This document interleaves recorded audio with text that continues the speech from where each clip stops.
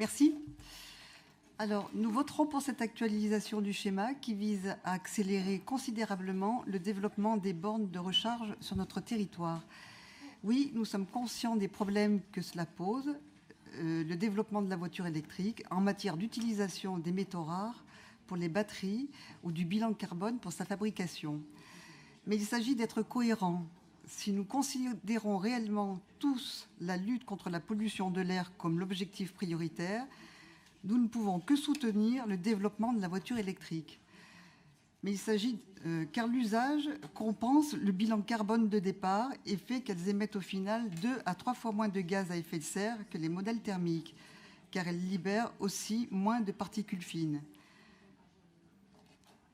Toujours dans un souci de cohérence, on ne peut pas impulser un développement des véhicules électriques et en même temps prôner la sortie du nucléaire. Seule l'énergie propre est suffisamment abondante pour électrifier le parc.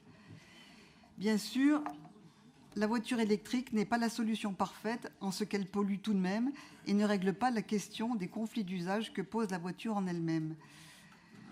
Mais ne nous leurrons pas, le développement des alternatives, transport en commun, vélo, marche, contribuera à réduire le parc automobile, mais il restera toujours des habitants qui ne pourront se passer d'un véhicule.